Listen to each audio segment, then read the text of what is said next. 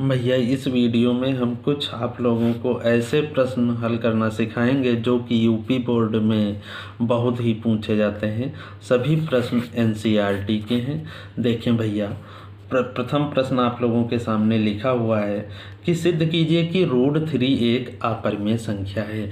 ये प्रत्येक वर्ष आता है भैया सवाल, चाहे यहाँ पर √3 हो सकता है या √2 या √5 या √7, इनमें से कोई एक प्रश्न अवश्य आता है यूपी बोर्ड में। तो यहाँ पर देखो हम √3 को हल करना सिखाएंगे। अन्य सभी ये प्रश्न जो हैं √2, √5 और √7 सेम इसी की भांति हल करना आप लोग सीखेंगे। तो देखो भैया इसको कैसे हम हल करेंगे।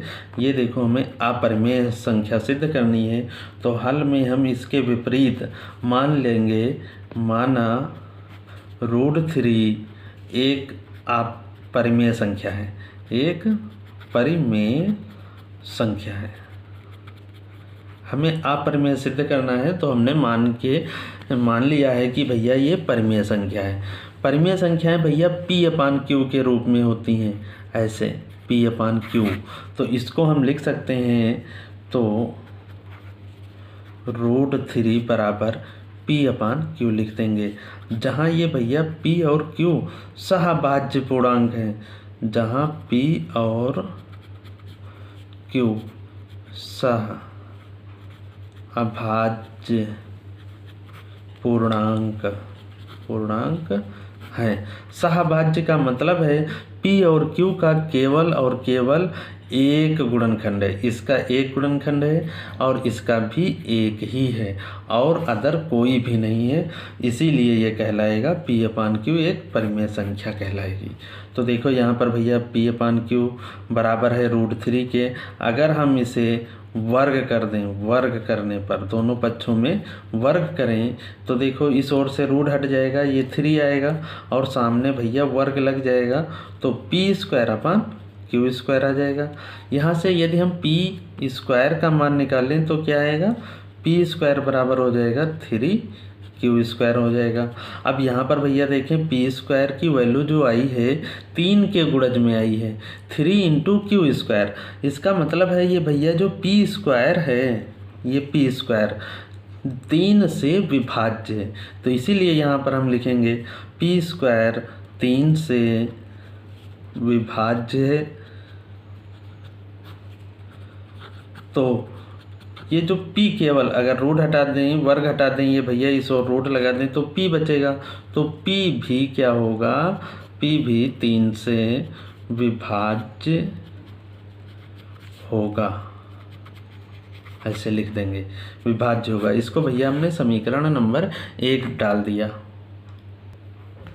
आगे देखें भैया, अब P² जो है 3 से विभाज्य हो गया है, तो हम P बराबर भैया मान लेंगे, माना P बराबर कुछ 3 का गुणज, क्योंकि P जो है 3 से विभाज्य है, इसलिए हम P बराबर मान लेंगे 3 के गुणज में कोई भी पूर्णांक, ये 3A लिख दिया, जहाँ A पूर्णांक है, जहाँ A पूर्णांक है, ऐसे लिख देंगे। तो भैया P का मान ये यहाँ पर अगर रखा जाए समीकरण फर्स्ट में, आप देखें समीकरण फर्स्ट से क्या होगा, यहाँ पर रख दो भैया P का मान 3A, तो 3A² बराबर 3 ये Q²। अब 3A का वर्ग हो गया 9A² हो जाएगा, 3Q² ऐसे ही। अब भैया 3 से यहाँ पर इसको अगर भाग कर दें तो ये Q² बराबर कितना आएगा, 3A²। इसका अर्थ हो गया Q² का मान भैया 3 के गुणज में है, इसका मतलब है Q² 3 से विभाज्य है। जब Q² 3 से विभाज्य है तो Q भी 3 से विभाज्य होगा, यही यहाँ पर हम थ्योरी लिखेंगे, क्योंकि भैया Q² 3 से, ये देखो भैया हमने लिख दिया है Q² 3 से विभाज्य है, इसलिए Q भी 3 से विभाज्य होगा। लेकिन ऊपर हमने माना था भैया √3 बराबर P/Q, ये एक परिमेय संख्या है। P/Q परिमेय तभी होता जब इसके केवल और केवल गुणनखंड 1 आता। और यहाँ पर हमारे सवाल में भैया देखो P 3 से विभाज्य हो गया है, और दूसरी कंडीशन में भैया देखो Q भी 3 से विभाज्य हो गया है, जिसका अर्थ हो गया कि जो ये P/Q है, अर्थात उपरोक्त से स्पष्ट है, उपरोक्त से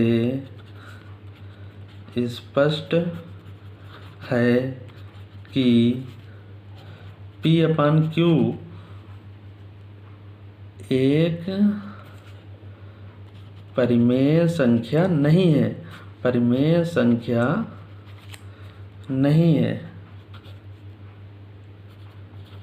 अर्थात जो हमने माना था हमने भैया देखो √3 एक परिमेय संख्या है, तो विरोधाभासा से यह सिद्ध होता है कि √3 एक परिमेय संख्या होगी, यानी कि जो हमने माना था वो हमारी परिकल्पना गलत है।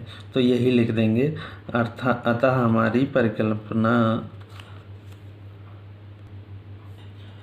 ये देखो भैया हमने लिख दिया है, अतः हमारी परिकल्पना असत्य है। अर्थात विरोधाभास यानी जो हमने माना था उसके विपरीत ये सिद्ध होता है कि √3 एक अपरिमेय संख्या है।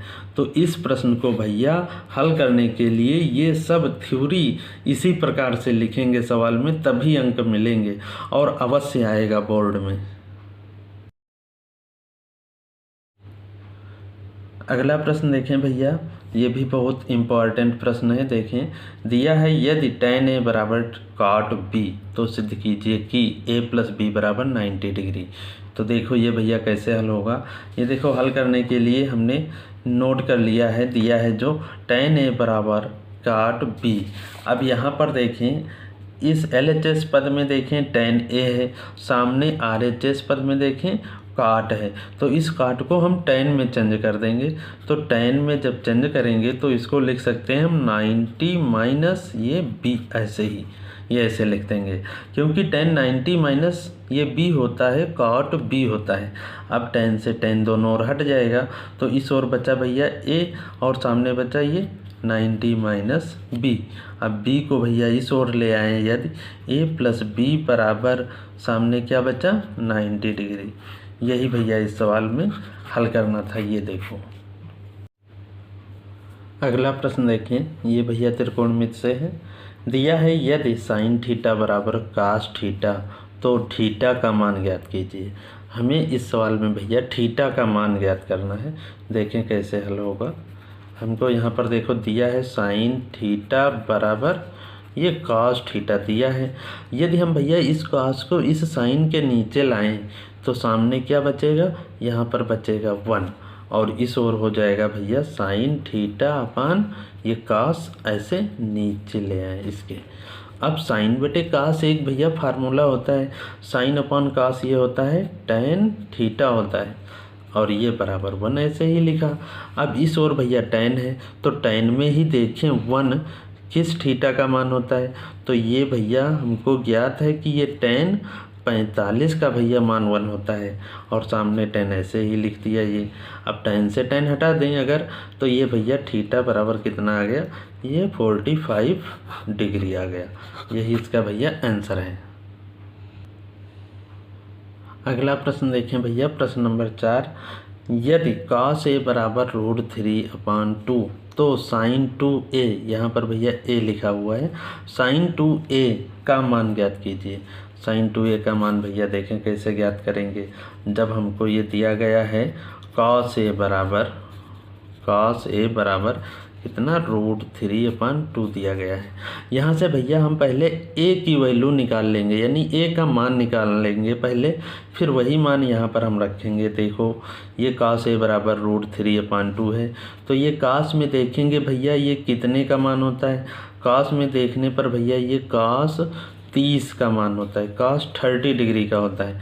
अब cos से cos हट गया भैया, तो a बराबर यहाँ पर आ गया कितना 30 डिग्री। अब हमको देखो भैया sin 2A निकालना था। sin 2A का मान भैया देख लें क्या होता है, sin 2 इंटू A का मान कितना आया 30, यहाँ पर 30 रख दे तो हो गया sin कितना 60 हो गया। साइन 60 का मान देखो √3/2, यही इसका आंसर है। अगला प्रश्न देखें भैया, हमें हल करना है 1/x - 3 - 1/x + 5 = 1/6। यह भैया सवाल बहुत ही इम्पोर्टेंट है और यूपी बोर्ड में ये 6 मार्क्स में आएगा और अवश्य आता है इस टाइप से। बस केवल यहाँ पर क्या हो सकता है, संख्याएं चेंज हो सकती हैं, लेकिन विधि भैया इसी जैसे ये प्रश्न हल होगा वैसे ही कोई भी प्रश्न हो संख्या चेंज करके तो उसको भी इसी विधि से हल करना है। देखिए भैया हल कैसे करेंगे। यहाँ पर ये देखो भैया हमने सवाल नोट किया ऐसे x - 3 - 1/x + 5 = 1/6 नोट कर लिया है। देखें अब इसके भैया हर बराबर करने के लिए इसकी गुणा इस ओर कर दें, यानी x + 5 आएगा और माइनस है भैया यहाँ पे, तो इसकी जब गुणा करेंगे इस ओर तो ये माइनस का x हो जाएगा और ये भैया माइनस माइनस +3 हो जाएगा और नीचे इन दोनों की गुणा करा दें, हर समान हो गया, x - 3 और x + 5, ये नीचे की ऐसे गुणा लिख ली 1/6 भैया ऐसे ही। और ये देखो +x है और ये -x कैंसिल कर दें। अब ये ऊपर देखें बचा 5 और 3 भैया कितना होता है, 8 होता है, 8 बचा। अब इसकी भैया देखो गुणा करोगे जब तब आएगा x², ये आएगा प्लस 5x आएगा, 5x लिख दिया। अब -3 से करें इसकी तो माइनस ये भैया 3x और -3 की 5 से गुणा करें तो ये -15 बराबर ये देखो 1/6 ऐसे लिखा। थोड़ा सा हल कर ले। यहाँ पर देखें ये 8 बटे में देखो x² और 5 से ये 3 घटा दें तो प्लस का ये 2x और ये -15 बराबर ये 1/6 ऐसे ही लिखा। अब यहाँ पर क्रॉस गुणा कर दें तो ये 6 की 8 से गुणा करने पर 48 आ गया और सामने देखो ये भैया इस ओर आ जाएगा, यानी x² + 2x और माइनस का ये 15 ऐसे ही लिखा। अब ये देखो भैया पहले लिखना चाहते हैं x² और प्लस का 2x और इसको भैया इस 15 की ओर लाएंगे तो ये माइनस हो जाएगा, माइनस होके इसमें जुड़ जाएगा, यानी 48 और 15 माइनस का हो जाएगा ये 63 हो जाएगा बराबर कितना 0। अब इसके फैक्टर करना है, आंसर आ जाएंगे।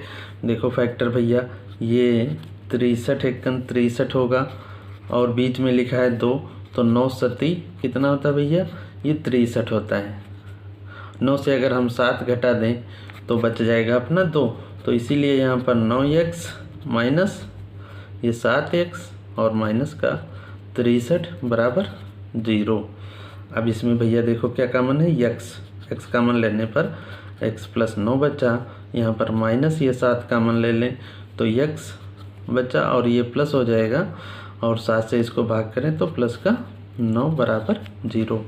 ये भैया फैक्टर एक जैसा है, कॉमन ले लो इसको, तो ये कॉमन लेने पर x + 9 और अगले ब्रैकेट में क्या आएगा x माइनस ये 7 बराबर 0।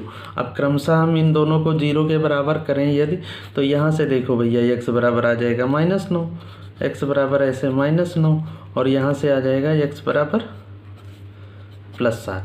यही दोनों इस प्रश्न के हल हैं, x बराबर -9 -7 और ये x बराबर +7।